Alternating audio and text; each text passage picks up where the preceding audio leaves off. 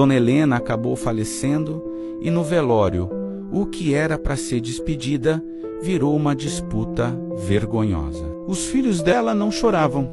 Eles discutiam ali mesmo, do lado do caixão, para ver quem ia ficar com a herança. Mas quando o advogado apareceu com uma carta escrita pela própria Dona Helena, tudo mudou. E eu te garanto, você não vai acreditar em quem ela escolheu para ficar com tudo no final dessa história. O silêncio do velório era pesado, mas não por causa da tristeza. Era um silêncio estranho, quase desconfortável, como se o ambiente inteiro estivesse esperando alguma coisa ruim acontecer. O caixão no centro da sala carregava a despedida de Dona Helena, uma mulher que durante a vida foi forte, generosa e respeitada, mas que naquele momento parecia estar sendo tratada como um simples fim de contrato. Marcos ajeitava o terno preto diante do espelho, com a pressa de quem queria terminar logo aquela cerimônia, e seu rosto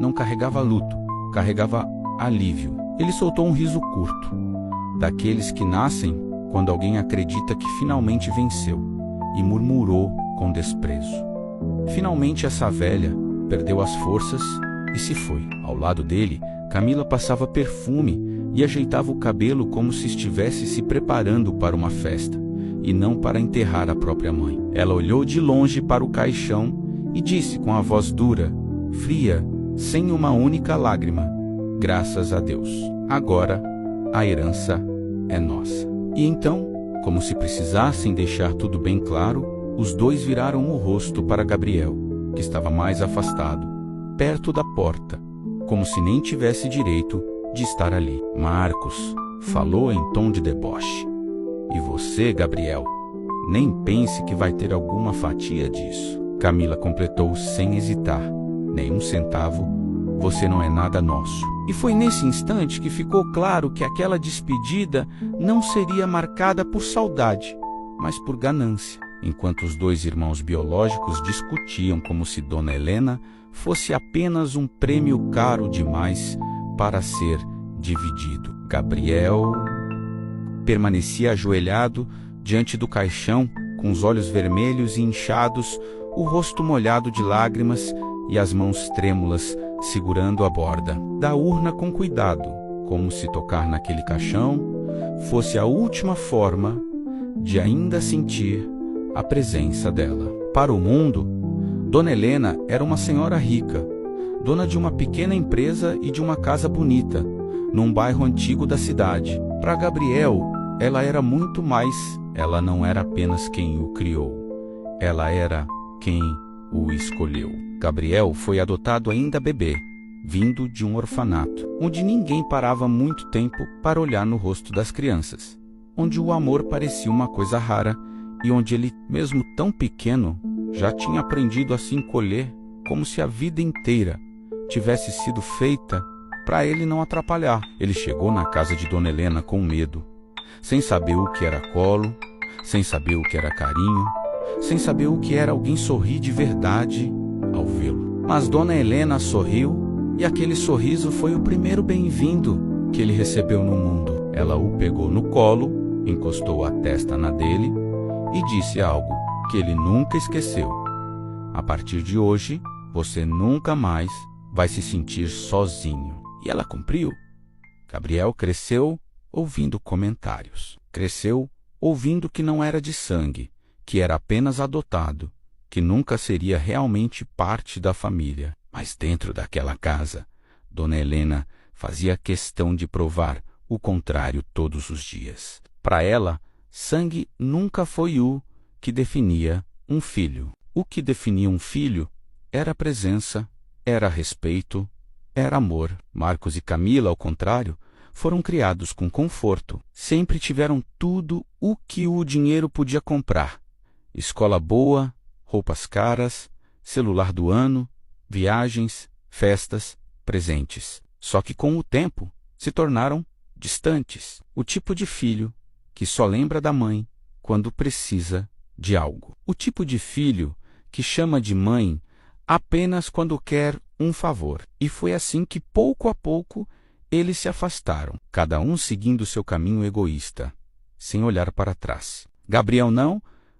Gabriel ficou. Ele ficou quando Dona Helena começou a esquecer nomes. Ficou quando ela começou a derrubar objetos, tropeçar, se confundir. Ficou quando o médico disse que a doença não era passageira. Ficou quando a senhora, que sempre foi firme, começou a depender de ajuda para coisas simples. No início, ela ainda tentava disfarçar. Tinha vergonha de precisar de cuidado, como se amor fosse incômodo, e Gabriel sempre respondia com calma: "Não pede desculpa, mãe. A senhora cuidou de mim quando eu não sabia nem falar. Agora é minha vez." Os anos passaram e a doença tomou conta. Dona Helena já não conseguia andar sozinha.